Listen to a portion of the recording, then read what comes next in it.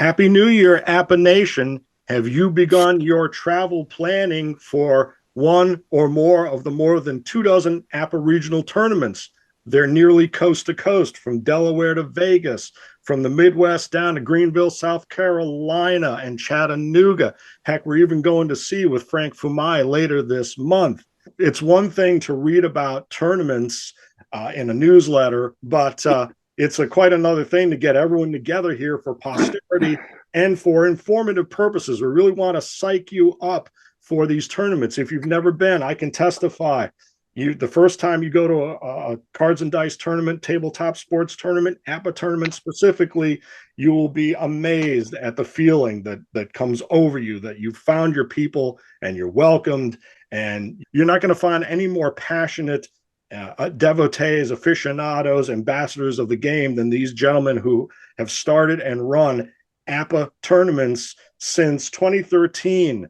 The regional tournaments began not long after the company moved its official headquarters from Lancaster, Pennsylvania, down to Alpharetta, Georgia, where the annual convention still occurs, and that will be coming up in June. But these regional tournaments really fill in a gap throughout the year to let folks indulge their passion.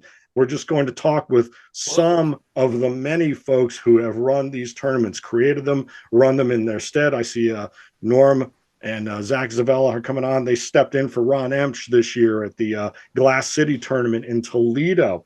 So what I'd like to do is ask you all to introduce yourselves briefly. I've not met a lot of you in person, so I have some traveling of my own to do. And I was just going to ask everyone if they would introduce themselves with their name, the tournament name, the launch date of their tournament, dates for this year, their initial and most recent attendance figures, because those have really ballooned over the years, and any other tournaments that you have attended. And Pastor Rich, would you introduce yourself, please? I run the Greater Michigan APBA tournament. We have since 2015, and we were really blessed even through COVID. It fell right at the beginning of COVID, like we're kind of finding out. And so we held it that year of 2020. And then the next year, the year Ron won it by mistake, he come on. We remember we had, less people, but it was neat because we had social distancing. We had long tables in between us and just kind of make it work. The maximum I've ever had right before COVID was 56 people.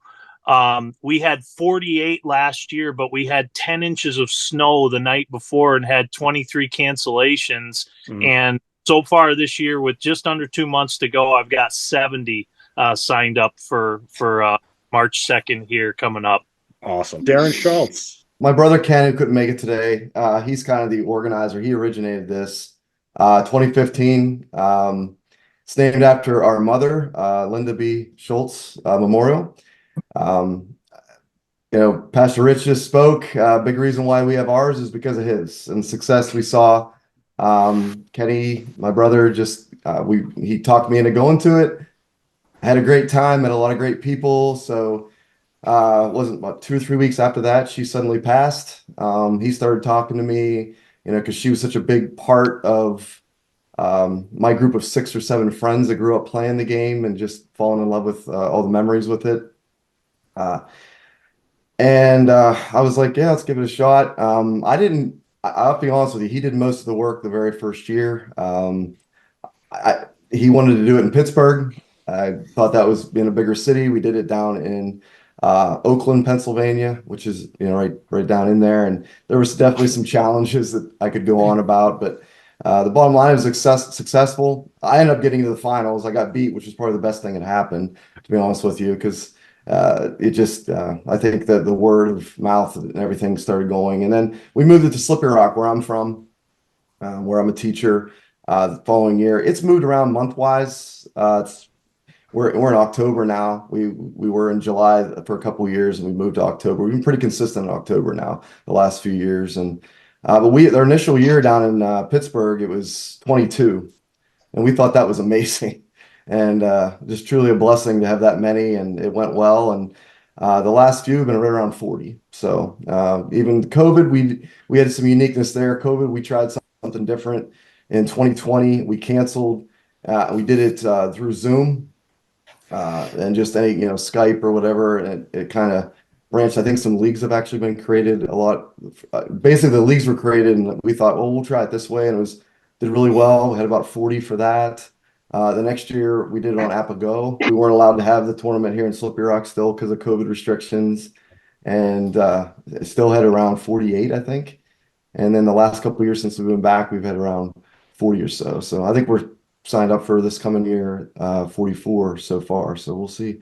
But yeah, it's been, like I said, it started in 2015 in June, and we're going strong in October of 2024. So awesome. Dick Moore, APBA Hall of Fame class of 2023, one of the most recent inductees. DVAL, sir.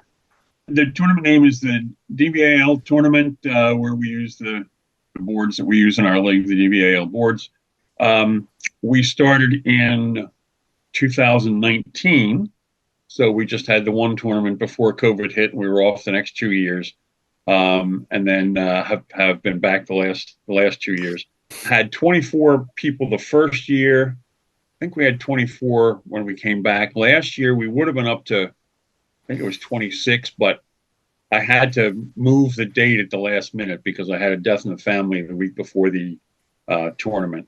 So some people that were signed up couldn't make it, and we picked up a few extra people that couldn't have made it the original date. But so we ended up with 18 this past year. The tournament's in November, second Saturday in November every year, and we will be back at it again this fall.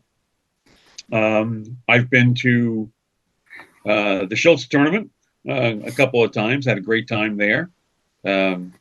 And I've been to the one in Richmond, and a couple others that escape me at the moment. I'm going to be going to Steve Ryan's in Tennessee. Always thought that was a little bit of a long drive for me because it's about 10 hours. But last January, my son moved to Maryville, Tennessee, right outside of Knoxville. So now I got a place to stay, go visit him and the grandkids anyway. So I'll be going to that one too. That's a great point. You can dovetail a lot with these tournaments. You can actually go visit, places, visit family. I remember Ray Dunlap came up to Cooperstown last year, and he got to see relatives in Syracuse he hadn't seen in a while. Mr. Dolan down there, Shoeless Joe Dolan. Thanks for inviting me. I run the Shoeless Joe Jackson tournament. Every year it's around, August or September, depending on the Greenville Drive, because part of the draw is that we also like to go to the game, an actual minor league game, part of the Boston Red Sox high A team. And the other thing is that everybody gets to go to the Shoeless Joe Jackson Museum as well, so they get a tour there. So we started 2 years ago, 2022, September. This year it's going to be September 7th, which is a Saturday afternoon, or Saturday all day, I should say. The initial, participants was 13. Last year was 18. I think that's pretty normal for, down here in the South. There's not a whole lot of APBA people down here in the South. I'll tell you, you guys are lucky up there in the North. But yeah, every tournament has a theme, and that's what's one of the best things about all the tournaments out there. I mean, I've been to, obviously, the National Convention Tournament for the last 7 years in a row, except for the COVID year, of course. And then Chicagoland, which was very well done. Toledo Glass, Ron Emsch always runs a good one, so I plan on going to that one again this year. And then also Old Dominion, I've been twice to his, and I've been to the Charlie Fausch in Chattanooga once, and I plan on going to that as well. This year, I'm also going to go to the Baseball Hall of Fame. So there's a tournament there beginning of April, and I definitely don't want to miss that because I've never been there, and it's a bucket list thing, and I'm getting up there in age, so I got to get going. So another great point. Cooperstown, we're doing again April 6th and 7th. Now, Bill Garrissey, I've not met you in person, sir. Your tournament information. It's named after my hometown in a way.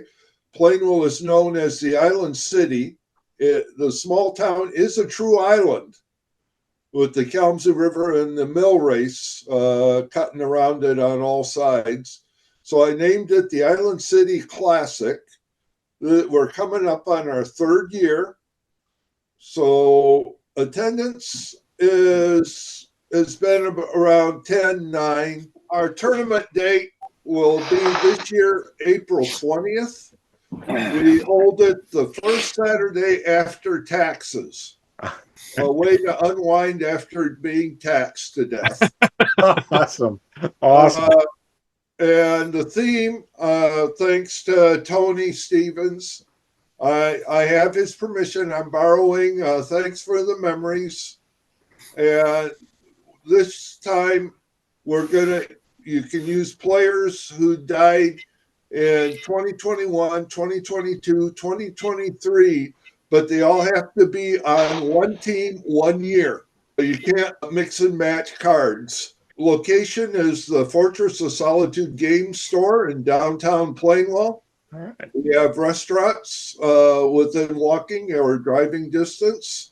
We have a motel in Plainwell for those who want to come a distance. We're a small venue, but we can always improvise.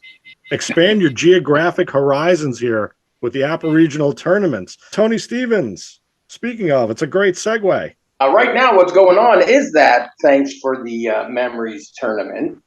For all the players who died, this is the great thing. I don't have to come up with a new, parameter or new theme for each tournament. It's got its own tournament. Whatever players died in the previous 12 months, those teams are available as long as that player is carded. We've got 12 this year, which is the smallest we've had, but it's all right because it's a different kind of thing. We play over the internet. We use things like this, Zoom or Facebook video, and we try to show our dice, so that it simulates face-to-face as best as we can get it. For our tournament, and I actually ran a second tournament when we lived in Florida called Roll-Appalooza. First of all, that one, we have a debate. We think it started in 2010 where people in Florida would just get together for what we called an APBA day. All right. I guess it became a real tournament sometime around 2017. Now, the Thanks for the Memories morphed into Thanks for the Memories. It used to be the Quarantines Teams Tournament, TEAMS at the end there, when the pandemic first hit, when the quarantine first hit. I just decided, hey, let's get a few people together, play over the internet. There you go. Bill's been a part of it every year. John Rolls has been a part of it every year. We've got a number of different people who just keep joining up for that. And the great thing is you play during your free time because you make the schedule with someone else. Now, the Thanks for the Memory tournament, also the tournament that plays the most games per team. This year we got 15 game schedule. So we get some fun time in that. Now this year we're charging $5 because people want a prize apparently at the end. Boy, let's see. We've had up to 20 at Roll-Appalooza. Florida's kind of a difficult place. You can't just drive there, unless you live in Florida. Some people have come from Missouri. Some people have come from Michigan. They try it once, twice. We had it. Now, since I moved out 3 years ago, we really haven't had one. Thinking of going back, visiting some friends, maybe putting one on. I do have another tournament I've organized. It's just on paper, though, at this point, and it would be for the Carolinas. Wow. So, Nice. and I'm going to keep that one a secret for now. All right. Moving on, back up to the Midwest. Ron Emsch with Norman Zach Zavella, who stepped in for you this year. Yeah. Hi, Jeff. And looking back, you mentioned how the different areas that you go to, and the way how mine started was in having somebody in an area. Way back, I think it was 2014, Jim Frash was holding his first Minneapolis tournament. And I hadn't been playing APBA that recent, so my sister lived there. So talked with my wife, hey, we can kill two birds with one stone. I haven't seen my sister for a while, plus I get to play APBA. So that's how I got back reintroduced, is combining a family trip, going to Jim's first tournament. I came back home. I got over to Pittsburgh and played in the Schultz's first tournament. We played in the restaurant, in the basement of that restaurant. And then I went to Pastor Rich's in Jackson. And I came home and I said, wait a minute, I think I can do one of these. And I'm kind of centrally located. Toledo's south of Jackson. It's west of Pittsburgh, east of Chicago. So I said, I think guys will come to this, even though Toledo's a little town. Jackson's a little town too, but he's got 70 people coming. You're big compared to Plainwell. Yeah. So 2015 was the first tournament. I think I had 16 or 20 people show up. And then I've had one every year. I did skip the pandemic year. I think the maximum amount of people have been in the low 40s, but anywhere from 30 to 40 is a very manageable number and provides for a great day of competition and fellowship. Like you mentioned, this year I wasn't available during my tournament, which is kind of dumb, but Norman, Zach, Zavella stepped in and did a wonderful job, to the point where I've asked them to, hey, will you work with me this year, because they did as good, if not better job than I can do. And with that, I'll turn it over, if it's okay with you, if Norm and Zach want to say a word. But it's a great thing. And Tony, I made one of your tournaments down in Florida. My wife and I were passing through on our way to Fort Myers one year, and I stopped and spent a day and played in one of your tournaments down there in Florida. I don't know which one it is. I think I played with the '87 Tigers that day. Ooh. And yeah, so it wasn't, when I played in yours that day, I made a mistake. It wasn't the first time. But anyway, Norm, Zach, you want to contribute a little bit here? I just started playing in the tournaments a few years ago. Rich was my first tournament, and I've been the rounds a few times. Been out to Kalamazoo and to Chicago a couple times with Rob Spatz out there. He runs a great tournament out there too. Talking to Zach last year, it's like, yeah, we need to do something to give back to this, because it's a really great community. And it just so happens that Ron's schedule didn't work out last year, so Zach and I were able to step in and tag team this, and it worked out really well. We had, looking back, we had 31 managers. Of course, with jostling around, the last minute cancellations, add-ons, those kind of things, which always happen. That's that's always a little bit of a headache organizing things, but it worked out well. And it just happens that Darren won it last year with the 2018 Arizona Diamondbacks, so that was cool to see. We're gonna help out Ron this year too. We're starting to kick around ideas about themes, and Zach had a good idea about trying to get major league teams that had mud hen players on them, but it might be a little bit of doing to figure out which teams those are.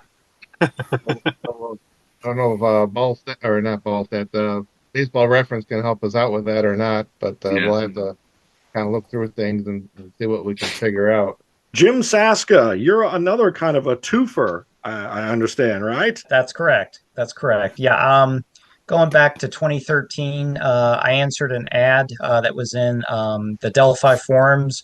A guy by the name of Doug Schuyler put an ad in there and said, "Hey, anybody in the Chicago area would like to maybe help me put on a tournament?"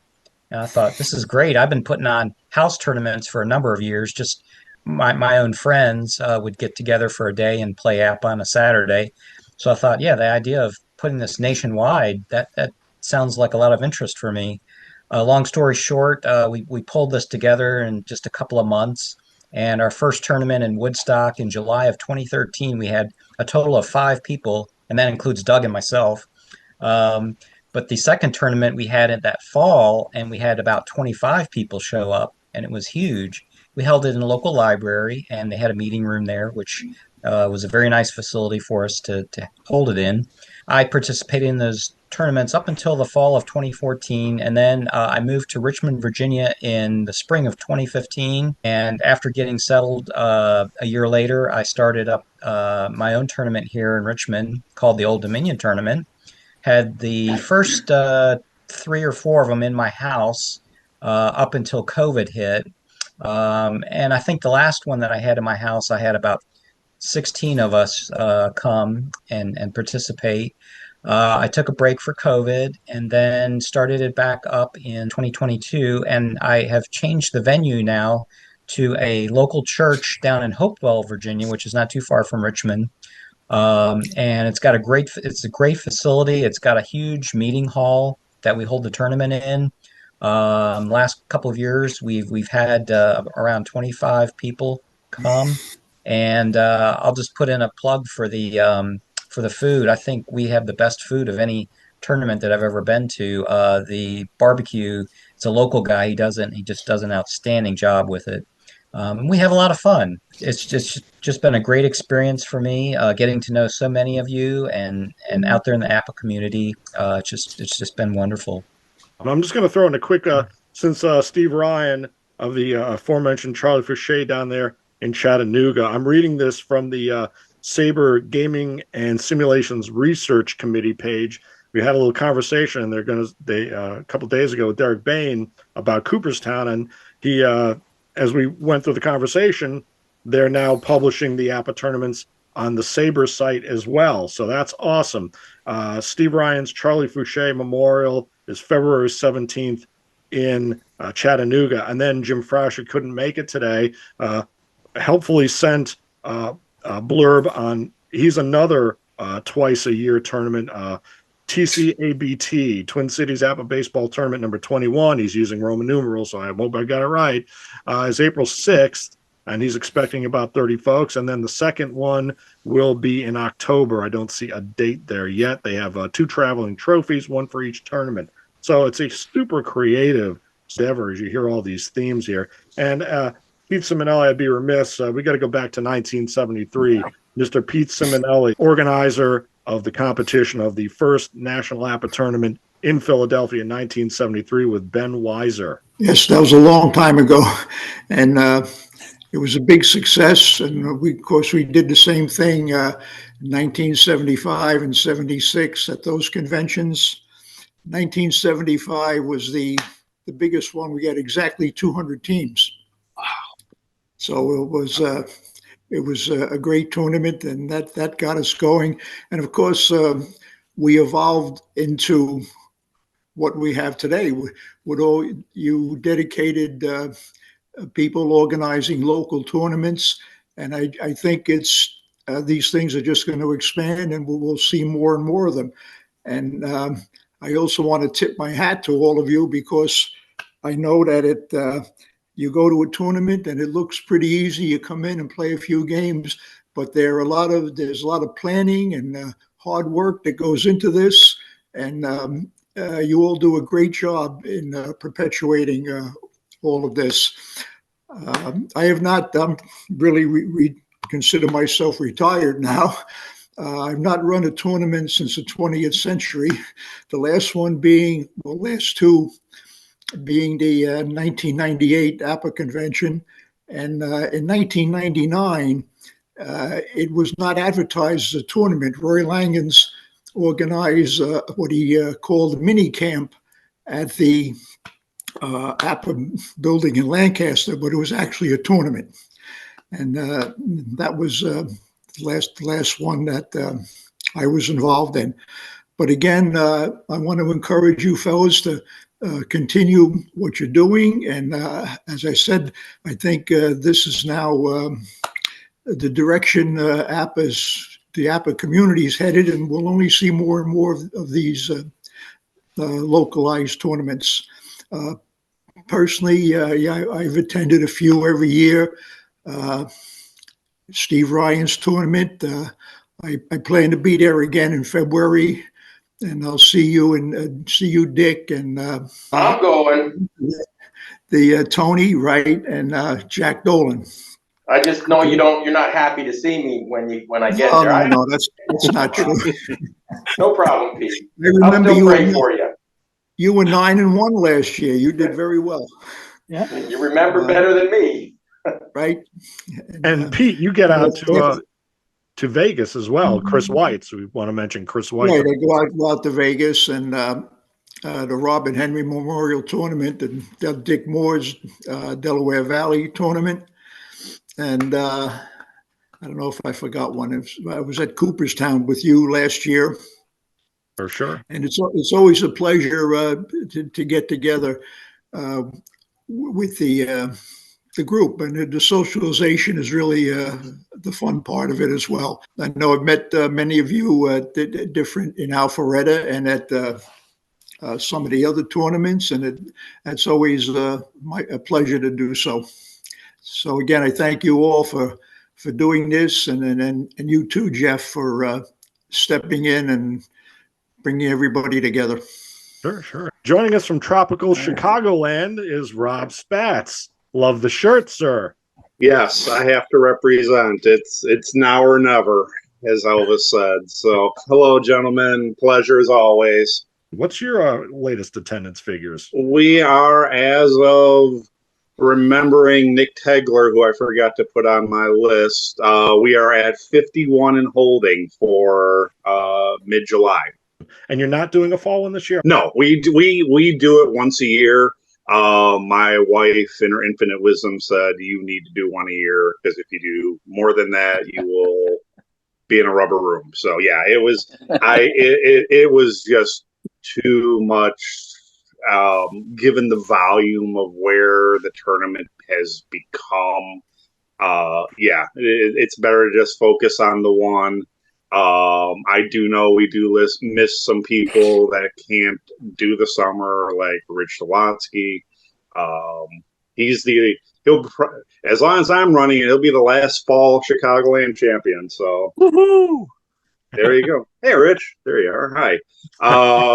But yeah, it was the weirdest of ironies that only APBA can do is he won the Chicagoland fall, and then in March, I went to his tournament and took that in 2018. So just one of the ironies of ironies that the good things that this sport can do. So you're not recommending someone try once a month, then? Some can. I know Kurt Berglund is planning on doing 2 up in Wisconsin, and if you have the mental ability to do it, absolutely. One's enough for me a year. I'm glad you mentioned Kurt Berglund. I saw him float the idea of a Wisconsin football tournament. APBA Football Club would like to see that. Speaking of the other sports, Jack Dolan, you run a soccer tournament. And John Cochran. Speaking of Robert Henry here. Yeah, I run the APBA convention soccer tournament, and that's going to be starting up pretty soon, probably in February, as far as recruiting. And we had I think 12 participants last year. We're shooting for 16 this year, and it's really fun. We've had a lot of new people, and those new people will teach them the game. We'll help them pick out a good team, and it really comes down to the dice, just like in any tournament. If you're not rolling, you're not going to win. So you just got to roll. Yeah, that's a lot of fun. And also run the ASPL, the APBA Soccer Premier League. Can I share my screen real quick? What I did in my tournament, the last Shoeless Joe tournament, was I created a spreadsheet. Tony and Jim, you both remember this. I had it up on the big screen in the conference room that we had. And all you had to do is walk up to me and turn your scores, and then everything on the screen changed. So there was no figuring out which team was the highest ranking team to figure out who's in the playoffs, who's got to play who. It's just awesome. Is that a proprietary software, Jack? Is that something that could be shared with some other tournament owners that tend to have struggles the day of the tournament because they screwed up their schedule? I can share you mine, Rob. I stole Ron's, and it does schedules too. Right. There you go. Ron had one that had an idea to use, but I think this one might be as good or better. I'm not sure. But this is our ASPL right now. This is as it stands right now. But there's a dummy table that actually keeps rankings of everybody as to who's in what position. And that's transferred over to here under this table. So I took this and I modified it. So this is an 18-team system. So here's the dummy table. So you have rankings per division if you want it. Joe Jackson, Ty Cobb, Tris Speaker. Okay. And then you get the final rankings 1 through 18. And then that just comes over here. So as you play your games, you put in your score and your division automatically gets updated first, second, third, fourth, so on and so forth. Do that for each division. And then you come down here and there's your top 10 rankings overall. There's your playoff schedule. All of this is automatic. As you put in a score on the left, everything on the right changes. Even this, as you can be playing just your 4th game, and this is even updated as up to the 4th game to let you know where you are. And then of course the playoff will be done right away. We finished like an hour early because of this sheet, and I'm willing to give this to anybody. And what I've got 2. Hang on a second. Yeah, so I've got one for 18 and one for 16. But if you want some help, or if you've got 30 or 40, I can help you create something like that. I can dummy test it for you, make sure it works, and then you can just run with it from there. Nick put together a nice spreadsheet and had it projected up on the big screen, and that really helped everybody. I need the resources that Rich has to bring in Stray to come to Chicagoland and help me. That's what For I those need. that don't have the stray level resources, so this has basically, it's got templates for 6 and a 10 team division and 8. So depending on how many teams in your division, but all you have to do is fill out the teams up here and they populate down here. So for example, you fill out your teams here for an A team and it fills all this in. So like if you change this team to like team 1, it'll carry that through. And then the day of, all I had to do with my dad's help was just fill in the scores here. Wow. And then it filled in all these scores, did run differential, and then we just had to rank them after that. So it did the scheduling piece too for different division sizes, which is pretty common. So I'm happy to share this too if anybody's interested. I can get the more templated version of it, but me. Probably the only place ever at the tournament or elsewhere that you'll see the combination of Jamie Farr and Moses Fleetwood Walker. So, folks, you just you don't have to be an expert to attend these tournaments. You know, you can go to these tournaments and learn a lot from folks, not the least of which apparently are brushing up on your Excel skills, which I think I'm going to be trying to do as well. So, man, so let's open it now. Let's mix it up a bit here. I'm just going to open it to the floor here. What has been, one of the biggest enjoyments for you in creating and running these tournaments? I mean, you've mentioned the camaraderie, introducing people to the games, cool outcomes, things like that. One thing I enjoy is just being part of the community. It's a great bunch of guys, and it's really rewarding seeing everyone having fun and having a good time. Whether your team goes 1-7 or 8-0, it's a lot of fun. And one thing that really helps is we had the spreadsheets up on the screen, and that kept things moving. And when the tournament starts on time and keeps moving, I think people really enjoy that. And they stay focused and engaged more. A couple would be, just again, like Norm said, the friendships that you make are just awesome. You meet these guys and you see them year after year and place after place, and you kind of keep up with them and stuff, which is just so neat. But then something else for me is watching my boys who live in the video game generation. They're on their phones and things like that. But, like the last couple of times we've gone to Slippery Rock and we've just had a great time together.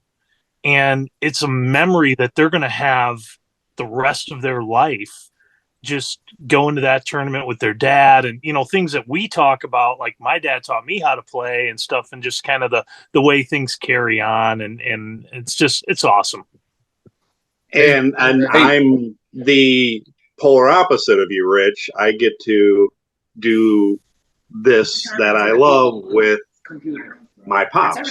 Who everybody knows and everyone loves.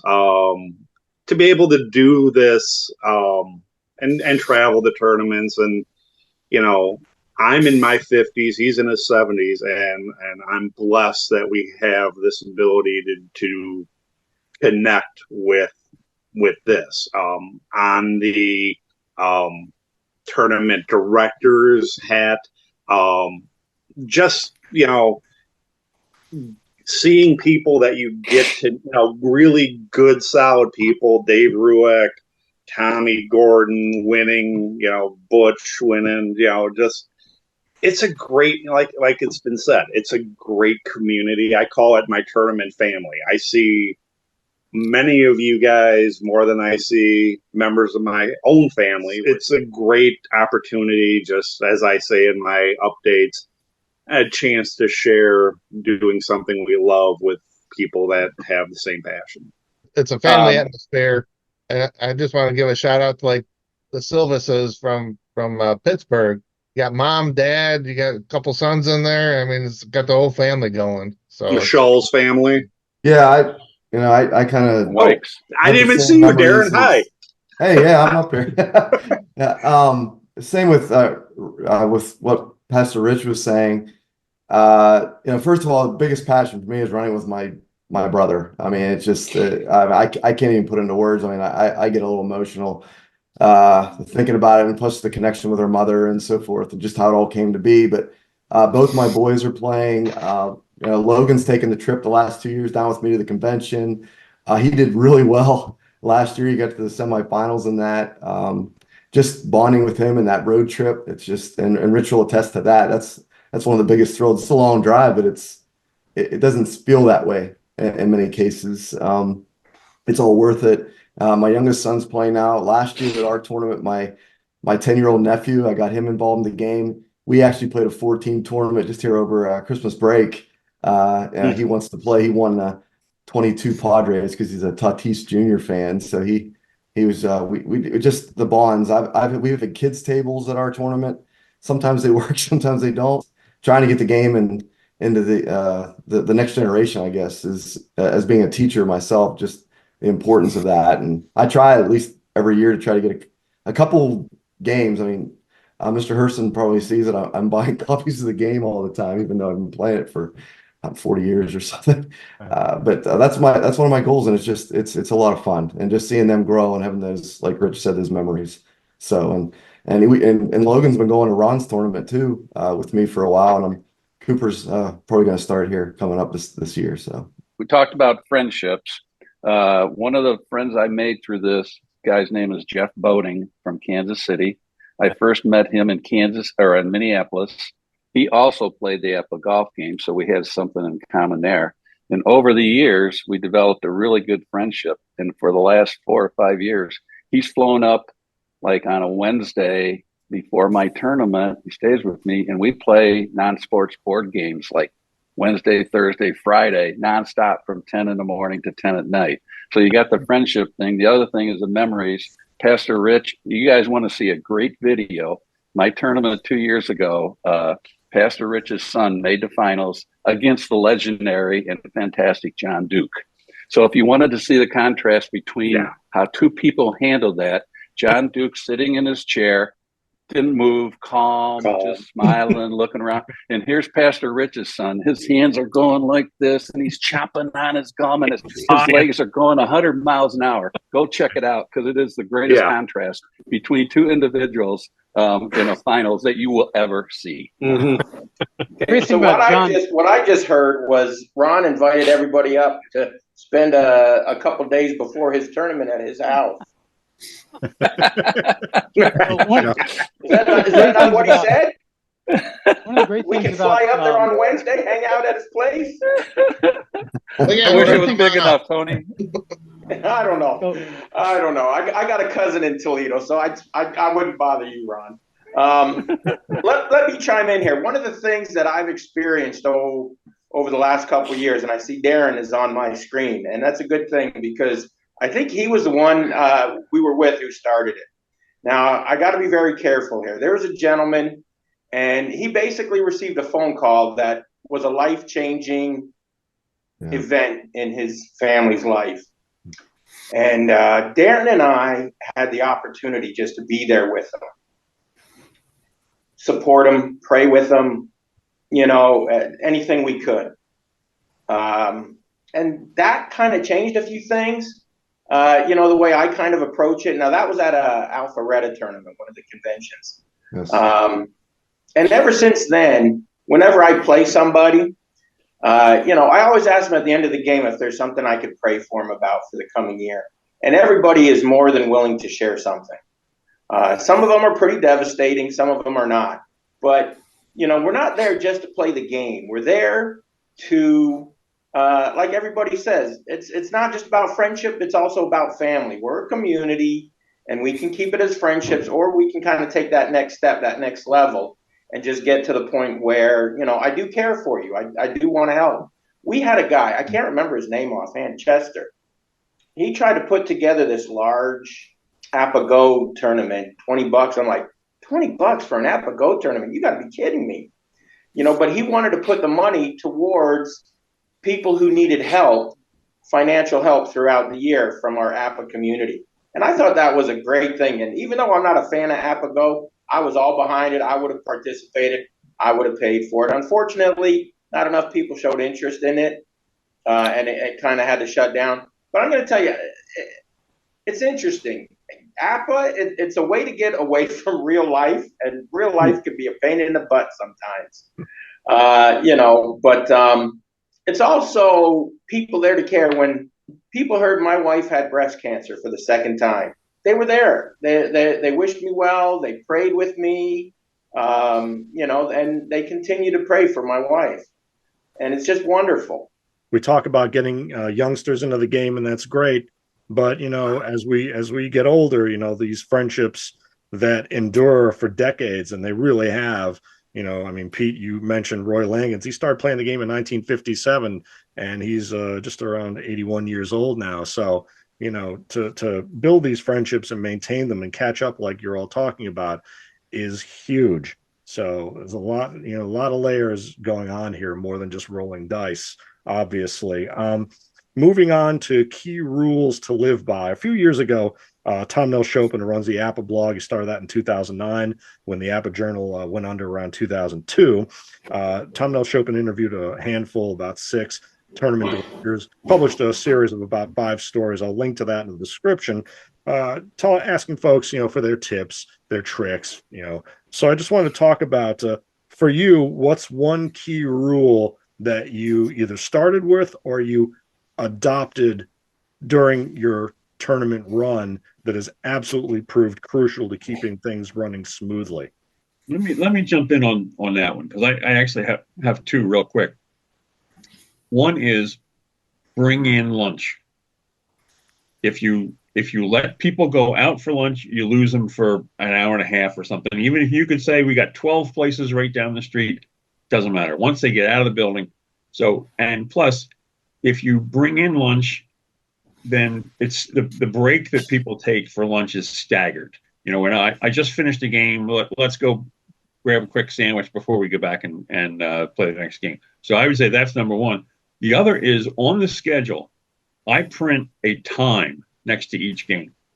The first game starts at 9 o'clock, and then the second one says 9:40. And I emphasize that it's a pace. It's not like, okay, wait, and if you're finished early, don't wait until 9:40 to start game 2. But the point is, it shows the pace that you need to be on.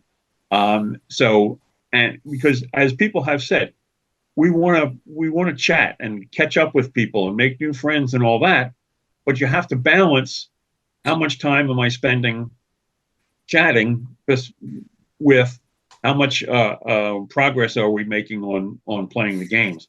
And so it's a guideline to say, all right, I'm falling a little bit behind, because what you don't want is to have, like, you have 3 or 4 divisions and everybody's done except this one division is still playing, and you're sitting there for half an hour waiting to see who's going to get in the playoffs. That sort of thing. And that's key, because this is the first year that Chicagoland, we changed our facility. We moved away from having it at a hotel this coming year, and we're actually having it at a AMVETS hall. A number of reasons why. One, in the Chicago area, hotel costs are astronomical. So because of the break in the cost, the huge difference in the cost, going ahead and actually going to be bringing food in for people this year, which I always felt guilty being, charging for the tournament, and then, you got to go get your own food. And I agree, it does create a bit of a lag. Something else I kind of had to make an executive decision on is those that have come to Chicago know that there's 1 or 2 people that take excessively long. And if you're new, I get it. If you're someone that's played for eons and it's the same issue and we've had discussions on it, basically I made the decision to move on from those people. Kind of the good of the all better than the good of the individual. But as far as Chicagoland, there's a couple of rules that I know that when I took over were part of it that have become pretty staple in a lot of the tournaments. One is the starters going 5 innings, and then the J4 rule for your substitutions. Chicagoland, you need to have 100 at bats for your, or 100 plate appearances for your position players, 10 starts, 100 innings for your starting pitchers. In the 6th inning, you can go ahead and you can bring them in at that time. But that's kind of the Chicagoland staple. Another rule that I like doing, because it always comes up, is how do you interpret the playing it safe rule? Chicagoland, the way I read it is if you're playing it safe, your guy stays on the base. If you're playing it safe, he goes, basically, if it's a single, he moves one base. Your guys do not get picked off. You do not steal. You do not get caught stealing. That's the Chicagoland way. Like simple thing is just having a location. And I realize for some guys, it's more difficult. It's really easy for me. We have, a great church fellowship hall. Many guys remember the initial days when we were at Steaks Eatery. And I think one time they had messed up the schedule, had to come back to the church to finish. And it was just kind of one of the things. And then one other one, it's necessarily isn't with pace of play, but it's really with community and friendliness and all that. It's just, leave your politics at home for the day. I think we're all Americans except for our Canadian friends, so we're kind of all political one way or another, but we play APBA to get away from that stuff. And, just for the day, just leave that stuff at home and, don't wear Biden hats or MAGA hats, wear some baseball hats, and on pace of play, I came up with something a couple of years ago and it said by 2:00, and you guys know, if you played in a tournament that starts at 9, you should be almost done around 2:00. Like if you haven't finished 6 games at 2:00, all your games from then on are 7 innings. You're tied at the end of 7 innings, you're flipping a coin. And don't take too long to do that either. Kenny and I were talking, he couldn't obviously make it today, but we were talking about this. For him, we always tried to have 10 games and it got a little bit lengthy. So we reduced it back to 8. Yep. And we also added in the convention rule after so many innings, it's just a tie. And we went on the point system where you got 3 points for one, kind of like hockey or soccer and so forth. I think that's helped out a lot the last couple of years doing that. For me personally, it goes back to the venue. In Oakland that first year, I was glad I was convinced Kenny to bring it to our township here in Slippery Rock, our township building. But there's several of you when you've been there. It's pretty spacious. Like I said, it just lends itself to more communication, moving around, feeling free to do those things when you're playing, when you're not, and bringing food in and so forth. So I think those are the 2 biggest additions to what we've evolved into. I think this is pretty standard now, but in the past, not playing games in the order on the schedule was a thing, and that caused massive backups. A couple of tournaments, it would cause a massive log jam. So that's been something I think that every tournament's adopted now, but that was something in the past that was a major cause of delays. I think most tournaments have similar rules, starting at 8 or starting at 9:00, having people showing up between 8 and 9 to get registered. Dick put out the timeline there, but most tournaments, we say get your 4 or 5 games in before lunch, which 11:30, 12, and that's a good pace. You got 5 games in by 12. You only got 3 more to go. And most tournaments run along pretty good. And like Darren said, 8 games seems to be a great number. 10 gets a little lengthy because you still got the playoffs to go through. So keeping it to 8. And Pastor Rich, I hope Lonnie's doing well. Hope we see her in March. She does a great job with the food, having the food at the tournament. Keeps people there. They don't need the hour for lunch. 20-minute break is plenty to grab a bite to eat and get back to rolling. Everybody goes there to play the game, so they're all excited to get started. So just gotta give them general reminders to keep moving. Chicago got a little bogged down the one time, but we had like 2 slow players together, and yeah, and well, we don't have to worry about that going forward. People like to talk and have a good time while they're playing. So and that playing the games or visiting too.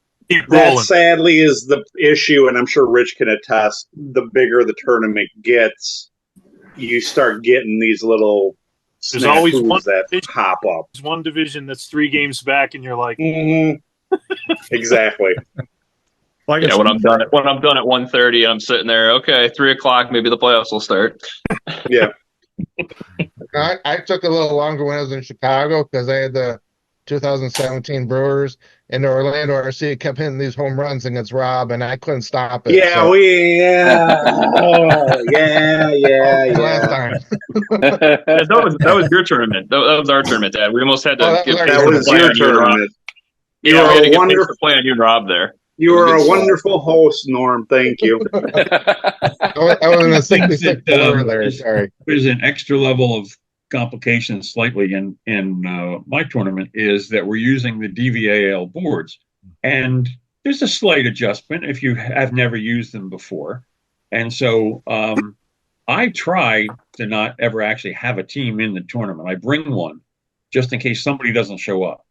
And this past year, because of the moving of the date, I ended up having to play. But normally I'm not playing. So I can kind of keep an eye on the divisions.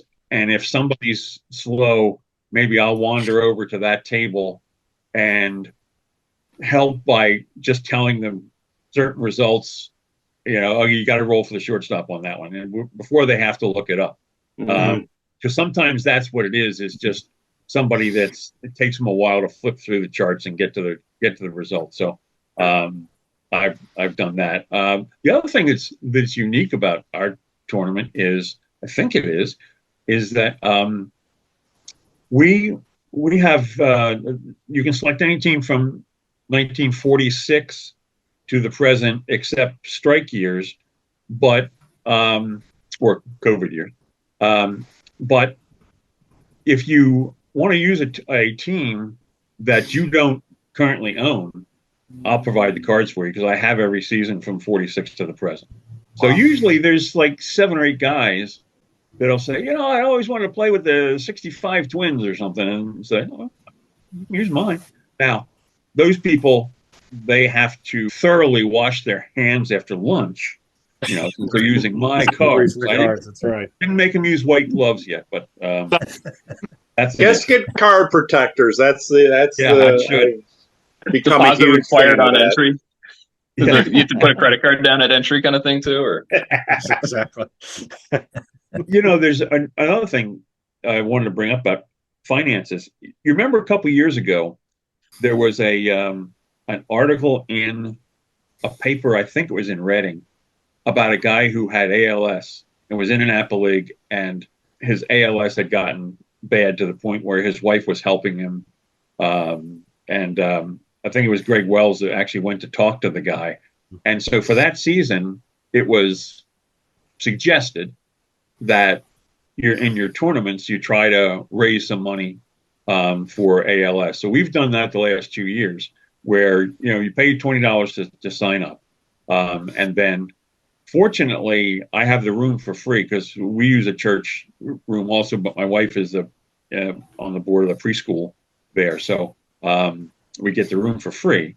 So the only expense I really have is the food and a little trophy, but so whatever's left over, I make a donation to the church just to thank them, and then the rest goes to ALS. And we've raised at sign up, people come in, pay their $20, and then they can also make an additional donation to ALS. And we've raised almost $1,000 in 3 years that has gone to ALS. So that's a nice thing to feel good about. What's any other advice you have to be a good attendee? Pay attention to the emails, hit your mark in terms of choosing a team, things like that.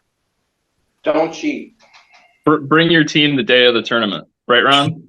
Right. That always is a blessing. If you can, that's a good thing. But Tony hit it right on that.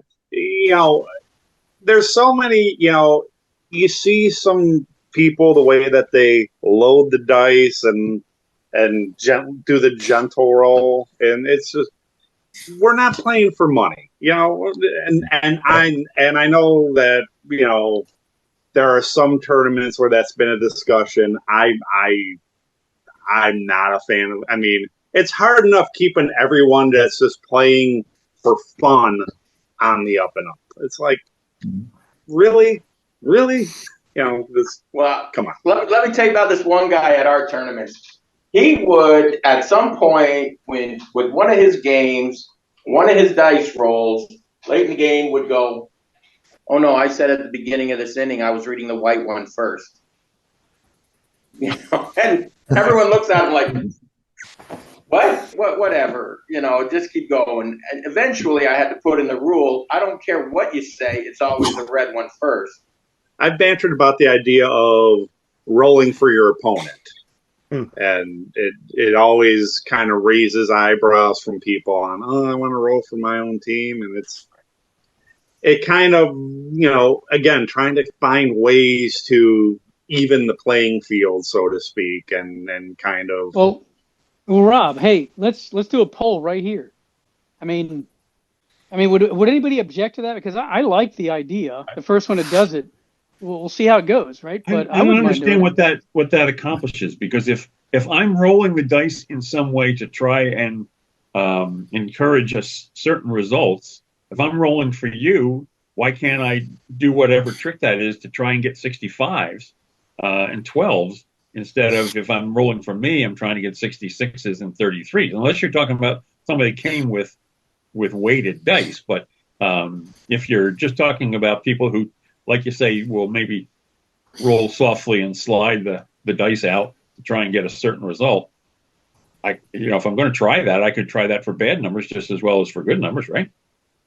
Well, Ron, you tried that a couple of years ago, didn't you? A couple of years ago, I designated the third game of our 8-game schedule. You roll the dice for the other team. By the end of that game or that round, it was a pretty strong feedback. Don't do it again. Yeah. Well, yeah. They take time at the very beginning. I know most of the directors do, kind of, hey, you know, here's what we're doing today. Here's the exits. You know, here's where the bathrooms are, all that. But I literally just have a quick list of do's and don'ts for every attendee. And it says, do have a good attitude. Do enjoy yourself. Do take time to help younger and newer players. Do try to keep a quicker pace, and do check out like the sales table and stuff like that. And then there's some don'ts, like don't get chippy. Don't be that guy who never moves. That's a hilarious one. I'm not superstitious, but I'm a little stitious, and I'm not moving from this spot, you know, and you're like, okay. And for me, obviously, ours is at the church, so I say don't curse or use the Lord's name in vain. We're guests, you know. I don't care what you do when you play in your own league, but don't be afraid to come to me if you have a question. And then, you know, obviously another one is just don't smoke. It's church property kind of thing. But simply laying out some of the do's and don'ts that says, hey, just remember, we're all here to have a great time. Yeah. Let's do that. Let's, you know, and it's always gone well. You know, every once in a while we have a guy that just throws his hands up and it's just like, I'm 1-7. I'm like, well, me too, but I'm having a great time. So one tournament, it was Ron's tournament actually 2 years ago. There's a guy that came in with a tumbler. You know, it's a not shot glass. It was a something for scotch or whiskey. It's, you know, 2 fingers, whatever. But he put his dice in there and he just picked up the glass and shook it like this and then put it on the table and just let it go. And that was the roll. And the thing was, it was completely transparent, so everybody could see, you know, the dice shaking around and all that stuff. Like Coon. And I thought what I'm going to do this year, the Shoeless Joe Jackson tournament, is I'm actually going to have some, you know, these tumblers engraved Shoeless Joe Jackson tournament, and they keep them. That's a take-home gift. Awesome. But that's what you roll with. You know, you have to roll with this tumbler. So I actually like that idea. I think I'm going to do that this year. That's brilliant. So, that should be in the APBA Stadium shop. Now that's just a whole lot of revenue right there. That's for sure. Jeez. Well, personally, since I switched from the dice shaker to the tower, I've been doing a lot better, and I'm sure I got less control over. Sometimes I wish someone else would roll for me. I rolled like 3 stacks for Joe Namath. It's like, please, anyone, take over for me here. Wow. So let's see. I'd like to jump in, if I may, before. Sure. I got a few things. One, from Tony's, thanks for the memories. I've made a dear friend up in Montana, Dave Verruccio, if I haven't butchered his name. He has the job I would have dreamt about when I was a kid in elementary school. He's a paleontologist. Wow. Oh, wow. Yeah. And we've had some fun. It gives over new that. meanings to rattling bones. Yeah. He doesn't take being called a bonehead as an insult. Two, with my tournament, we're small enough, everyone makes the playoffs. Which means even if you went 0 and whatever, granted you're last seed, but you're in. You do have a chance. If you can suddenly get hot, you can smoke the field. That's neat. And lastly, my girlfriend, she just plays in tournaments. She won't play any other way. And the second tournament we did was in Grand Rapids, the Furniture City APBA tournament. She smoked all us guys. And she won the tournament. And we have a little head-to-head rivalry going. We're 2-2 right now, head-to-head. Nice. And Bill just put to myth, something about APBA players. Yes, we can get girlfriends. Well, also, too, for our tournament, and I know at the Linda Schatz tournament, something I like that keeps things on the up and up, you have to use tournament dice that are provided by the tournament. So you can't soak your dice in Everclear trying to load them up for the tournament. Yeah. And at Linda Schultz, I went my first,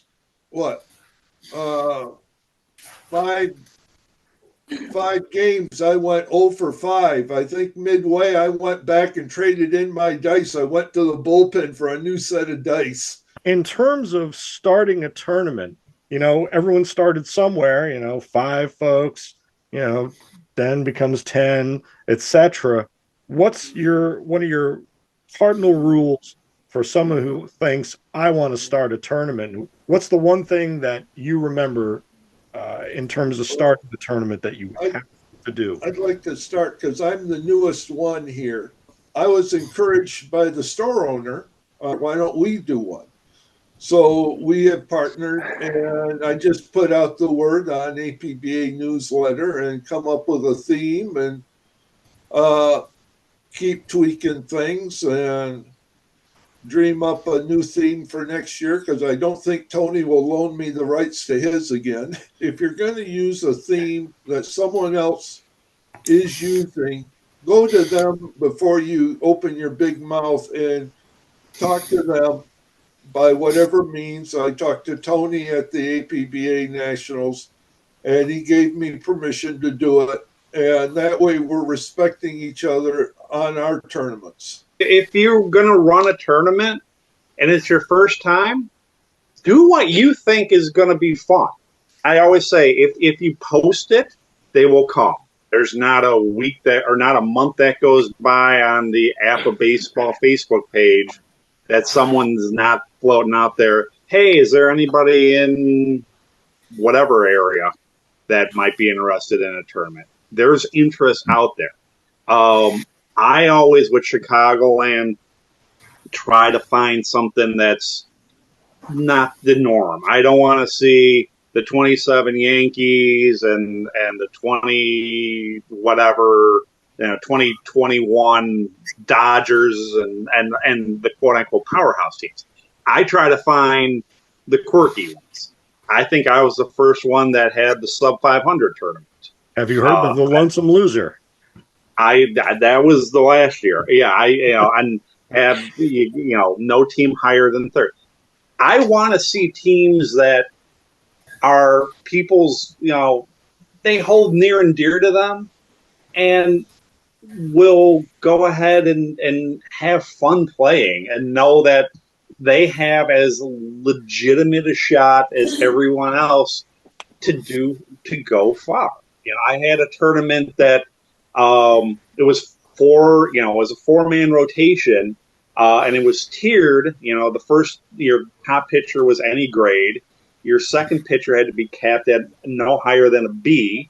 Your third starter was either a C or D, and you had to have as your fourth starter a D starter. That was probably my favorite one because you got to see guys pitching, that it's a tournament and we have a D starter, in a must-win game. But for those that are thinking of coming or having a tournament, ask anybody that's on this cast will be more than happy to share their wisdom.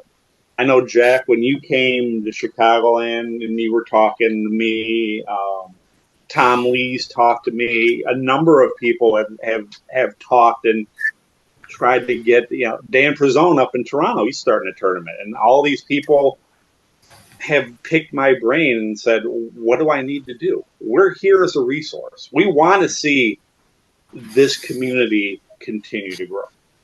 Know your geographic area, like Ron runs his tournament at the end of August. Ron's only 90 miles from me, and Rob runs his in July, and Rob's 150 miles. Like knowing your area to say, if I'm going to start one, I don't want to start it in July if I'm just 100 miles from Ron, or just kind of looking at your dates and where you are and stuff like that. But I would just say, like, all the way back when I went to Jim Saska's fall tournament and was just so blessed by it, I'm like, you know what? There's nothing in my area for this. Let me look at a date. And I think Ron Emch was the one who said, he said, Pastor Rich's tournament is the Daytona 500 of APBA. It's kind of starts. That's a great analogy. Yes. Yeah. And then Steve Ryan kind of beat me to the punch there. He does his a couple of weeks before. But just looking at, I guess the timing in the area is, you don't want to do one when the national convention is going on. Way out in California or Arizona, you can do one anytime you want. One guy does do it during the convention this last year, did he? Okay. Hey, 2 or 3 years ago, and it might have been the pandemic year or close to it, when APBA switched their normal date, the national convention switched it, moved it back. I think it was the same weekend of my tournament. But it still worked out okay. Not everybody can go to the national tournament. The regional tournaments still supply them a place to go play. And I said it's probably the day where there are more people playing APBA tournaments than anywhere else or any other time. One of the things that I did when I was getting ready to start the tournament the first year was, of course, I posted a message on Delphi to say, this is, at least 6 months ahead of time. But I also contacted the people that run the tournaments that I had played in and asked them for permission. Would you mind if I use your mailing list of email addresses to send out information? Because there's a bunch of people that do all this stuff and play in tournaments that don't ever look at Delphi. So you have to have multiple different ways of getting in contact with people. And so now I have a pretty hefty mailing list. And I've only had one person in the 3 years I've been doing it who responded to say, take me off your mailing list. Because I guess that person, maybe they're far enough away, they're never coming to Delaware. I don't know. Didn't say why. But for the most part, there's plenty of people on my emailing list that haven't come to the tournament yet. But I figure they're just one of these times they'll say, you know what, I would like to see how that tournament works, and you never know. But getting that list is important. For Ken and I, it's relationships. I know it's been brought up already. I think that getting around to the other tournaments. Unfortunately, Ken and I were two of the ones that had to get out of Michigan last year due to the weather. But I went to a lot of the early Michigan ones. I'm scheduled to come back here in March. Kenny's coming as well. I think just meeting people and talking to people. I've been to every one but Ron's, one of Ron's tournaments, I think. The one year I couldn't make. And also just being in leagues. I think when I talk to other people that want to start tournaments, the more relationships you make through this game, even especially APBA Go, like Kenny and I are part of 2 leagues on that, and he's probably in at least one more, I think. Just the contacts you make builds that email list up, and allows you to get the word out to bring more people to a little town called Slippery Rock. So, which is close enough to Pittsburgh, and there's a lot. I mean, there's a reason why a lot of Pittsburgh fans show up to a lot of away games. I know that's been a long thing with the Steelers for a long time. They show up, and there's a lot of truth to that. There's a lot of good people that play this game that I had no clue until we started this up. So I'm sorry, if we're going to go talk about the Steelers, I'm leaving. Oh, I knew you were going to say something. Let's go Browns. Let's go Hey, Browns. I'm rooting for them. I have no problems with them winning. Yeah. I understand. Pittsburgh fans, they're wishy-washy. I get it. Yeah, exactly. I'll just say the Browns have one more win than they should have, thanks to the Bears. Darren, so I was at your tournament this last year, and I hope you'll come to mine. We're only 100 miles farther in Michigan than Jackson. It's interesting you brought that up, because that's one of the things, and maybe some of the other directors here will say the same. I've been to Lancaster tournament, and Dale Schreiner, I think believes his name is running that. I've been out there. The Whites family, which they make their rounds going to the convention and some other tournaments. They had one in Virginia that I went to prior to COVID. Trying to juggle. There's so many, and it's a great thing. And as a director, you have all the support, and we're truly blessed for it. Is trying to get out and go to some of these other ones. I feel sad when I last year when I had to cancel out in Michigan, literally like the day before. I know what that, as a director, you feel crushed, because you know what challenges then come up. And I know I want to get to Dick Moore's tournament at some point, and I want to. I'm dear friends with Mike here, and I know Steve Ryan pretty well. He likes to make fun of me quite a bit when I bump into him, like most people. But anyhow, and just you're not alone in that, Darren. He makes fun of a lot of people. Oh, I know. It's good. Yeah. When you play him, though, play him face to face and you beat him. That's even worse. So he's a great by the guy. way, Delaware's only about an hour from Lancaster. So if people have been to Lancaster for tournaments, it's only about another hour to get down to Delaware. Well, since we're talking about starting a tournament, and I got one on paper. I don't think I'm going to book it this year, but I'm trying to maybe book it next year, hopefully sometime in March, because I think that's a decent enough day to do it. But it's for the Carolinas. It would be in a small town called Hartsville, South Carolina. Don't even think Jack knows where that place is. But as they said, you got to plan for it. You can't just wing it and then, hope it works. You got to plan for it. And the reason why I picked Hartsville was because it's basically within a 2.5-hour drive of every major city in South Carolina and North Carolina, and including Augusta, Georgia, whoever lives there. I know we got one guy in there, Paul Evans. He lives there. He went to the Greenville tournament, this last one. And then you got to come up with an original idea. I get it. A lot of people borrow their ideas. I like coming up with original ideas. And so, like I said, it's for the Carolinas. I'm picking players who came from either North Carolina or South Carolina, and the years that we would have available teams would be the years that those players were in the major leagues. Such as the first one I have in mind is Jim Rice. And so the years that Jim Rice was in the major leagues would be all the eligible teams. But of course, nobody from APBA lives in Hartsville, South Carolina. Everybody, including myself, would have to drive there. Is there a hotel there? It doesn't sound like it would have a hotel. Yes, Jack, there is a hotel there. There's a few hotels there.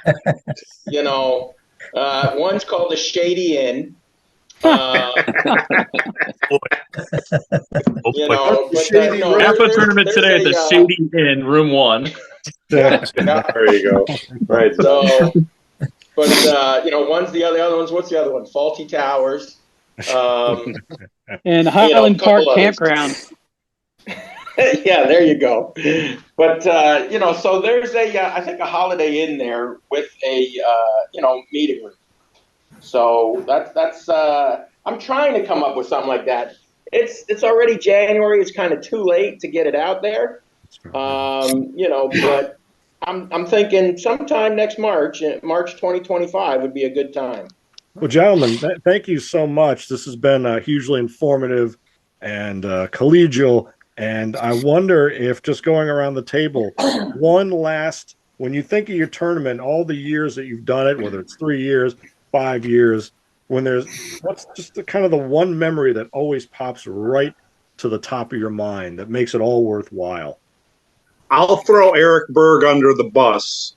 The Chicagoland lore of the Jose Lima game.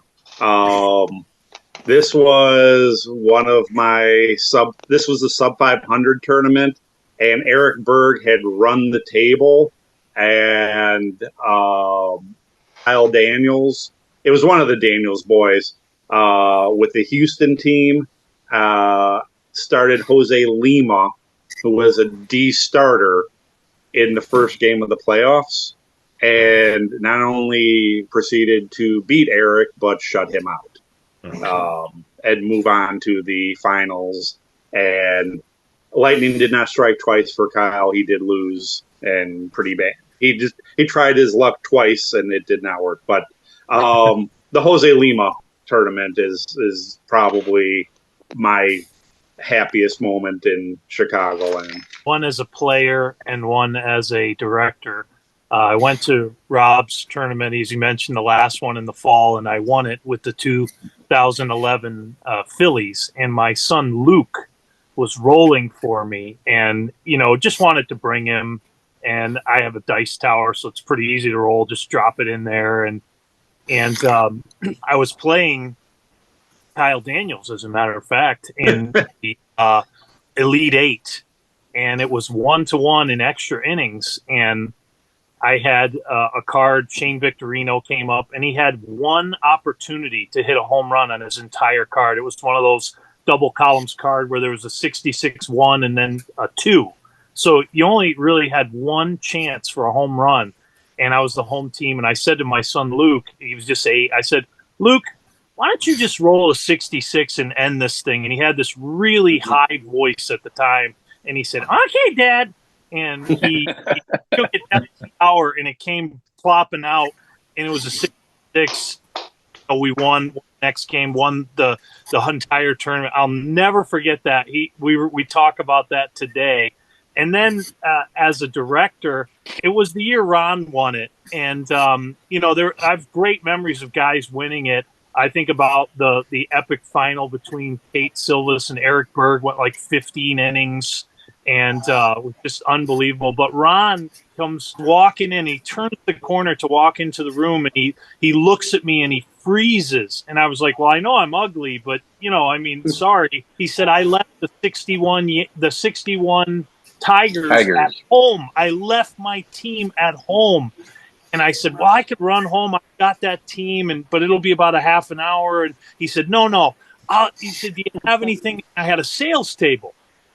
And I said, "You know what? I've got the 87 Tigers. That's a good team, And and he won the whole tournament. Did you make him buy the team since he got it from the sales table? I won it after that. I might forget my team this year, Rich, just so you know. Yeah, I see a trend. I was going to mention that, but thanks, Rich. You saved me the embarrassment of doing that. I will say, though, that I did play Brian Wells in the final and ended up beating him. So that was a little bit of a good feeling. Very satisfying. No matter what you think, the Wells, both my dad and the son, are excellent APBA players. So when you do beat them, it makes you feel pretty good. I'm going to say the thing that, and it happens every year, as we get toward the end of the day and people start filtering out, and then even at the end of the tournament, the amount of thanks and appreciation that people have that you took the time to pull this together. And I enter every year thinking, I hope people come. I don't expect people to come, but they take the day and they come out and they play. They have a great time. They walk out that door and they're feeling good. And the thanks they give back to us as directors makes it all worth it. And I can't wait for the following year. So two quick things. One is that our first tournament, there's a guy who's been in my league since the very beginning. His health is not great. And every year he tells me, I think this is probably going to be my last year. Now, he's told me that the last 4 years, but he's doing okay. The first year we had the tournament, he won. And that was just a really good feeling for me that for him, because he's not a guy that goes to any other tournaments. He doesn't get out that much. So I was really happy to see him win. The other one is from playing in a tournament. My favorite memory of any game I ever played is a game that I think I lost like 18-2 because I was playing against a 10, 12-year-old kid. And he had one of those Dodgers teams that had recent Dodgers teams that had so many home run hitters. He must have hit 8 or 9 home runs against me. And every time he'd hit one, he would kind of like jump up out of his chair and he was excited. And I just enjoyed watching him, getting into the game and enjoying the experience so much. So that's the things I would remember. I'm going to piggyback on that because when I went to the Chattanooga tournament last year, Steve put me playing a lot of the kids that were there. And being a teacher, I like playing the kids and the ones who don't know it too well, and you start teaching them just a few things about the game. I think it's great. Whether you beat them or they beat you or whatnot, as long as they're kind of learning. I really felt bad beating them because, as Pete said, I was like, 9-1 that tournament, but I got knocked out in the playoffs, so it didn't matter. But there's a couple other memories that I like. One, as a participant, I'm going to go with the Joe Jackson one last year, that Jack put on. Because as soon as I parked my car in the hotel parking lot, my transmission dropped. It was going to cost more than what the vehicle was actually worth. But it took a week, Jack, 10 days or something? Yeah, something like that. To finally get that thing removed from the hotel. They were gracious enough. Jack did so much calling around for me and whatnot because I couldn't hang out in Greenville. So, it was just the tournament directors. They don't just go ahead and put together the tournament and hope you have fun. They do everything they can to make sure everybody is okay, enjoying themselves, and gets home fine. So I really like that. Now, as far as the tournament goes, why do I put together the tournaments? I don't know. I'm a stepfather of 5 daughters, and it got me out of the house. So, there you go. All the above reasons. There's 2 things that I remember from my tournament. The first year, you're trying to coordinate everything, get everything lined up properly and stuff. And the Shoeless Joe Jackson was, the museum was never open. And they would never answer the phone. So I would go to the Greenville Drive, say, hey, is there a way that you can get these guys to open up for us? And the day of the tournament, or a couple days before the tournament, they said, yeah, they're going to open up for you. They're going to be there for you just a couple days before. And so I was really on the edge there. So after we finished the tournament, we walk across the street. Everybody gets a tour. We had a bunch of people there. We had 3 tours go through. Everybody was very gracious, gave a big donation to the museum. And I absolutely fell in love with the place. And not only that, they asked me if I would be a docent, which is a tour guide. And I'm like, this is something I've always wanted to do. So I've been a tour guide there for 1.5 years now. Wow. And it has been good for you. Amazing. Yeah. So think about Joe Jackson. I mean, why would somebody like Joe Jackson actually have a museum? I mean, there's so much controversy around the guy, right? Should he be in the Hall of Fame? Probably. But did he do something wrong? Yes, I think so, personally. But it's really there for you to decide. So go through the museum if you ever get a chance, check it out. So that's one of the biggest things that I got out of running this tournament.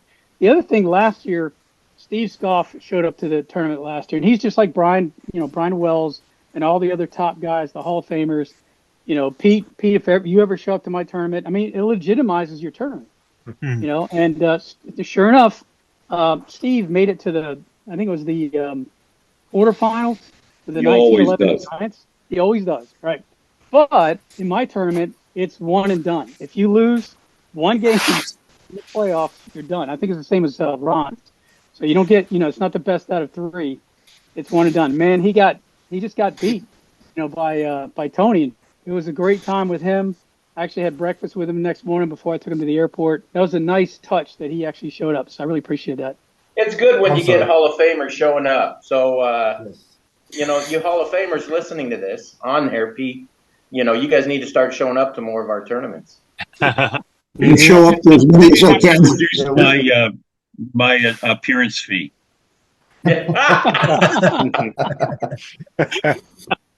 Yeah, for our tournament, I think the couple of my favorite moments is I think Pastor Rich being there the last couple of years has led us in prayer right before we start. Mark McDonnell has been a loyal supporter of our tournament from the start, a Pittsburgh guy. He'll bring videos and stuff like that, or do the Star Spangled Banner before we start, and I like that moment. But then when there's that moment, we just say play ball, and it's quiet for like a second, and then the dice just start flowing to that sound. It just, I don't know, it gives you goosebumps from the time I was 12 to now that I'm 50. So there's that, and just Ron hit it. You know, the handshakes, the goodbyes, thank yous. Just mean a lot, and just Dick said earlier about, I think for a couple of years, Randy Walker, I believe was the man's name, who had ALS. Yes. That we've all raised money for, but ours from the start's always been a little bit for American Diabetes Association for our mother, and just getting that donation amount. And we're just humbled. Like this past one, we got my wife runs a raffle as well. People can bring baseball items and APBA items and so forth, and it raised like $1,000, and it's just amazing what this community does. And as far as the Wells are concerned, he beat me the first one, and Tony's right. That kind of legitimate, a Hall of Famer winning it was a big moment for us. He's been loyal. He's been to every single one. He just won this last one for the third time against another Hall of Famer who borrowed his cards off of Dick, I believe, Joan Callis. And they had just an epic best of three. It went like 16 innings or something like that, and Greg finally got him. It was just amazing for the few that were still left around just to see that. But the best moment Greg had was my 10-year-old nephew beat him on a walk-off with we had a losers team. It was like a 50-something Yankees, and Mantle, I think, or somebody had a walk-off, and my nephew didn't even realize it. And Greg had to tell him, and all of a sudden he's like, yes, he's like, and like that's as good a competitors as that family is. And a lot of them, Steve Scott was mentioned, they're great for the game. They really are. Yeah. And I'm going to say this about the Wells family. I always say they absolutely have no character. Those guys they have no character, because we're always told in sports, losing builds character. And Brian and Greg have absolutely no character whatsoever. I'd like to add one last thing, why I like to do the tournament.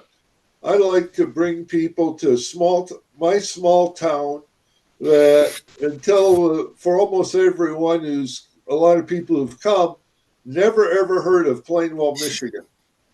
And I just like putting my little hometown on the map somewheres. There's a lot of motivations for creating these tournaments. There's a lot of memories that have been had and are to be had. Gentlemen, you talked about it. Thank you all so much for everything you've done. It is no small undertaking. Pack your bags, APBA Nation. Get ready. Mark your calendars. Make your travel plans.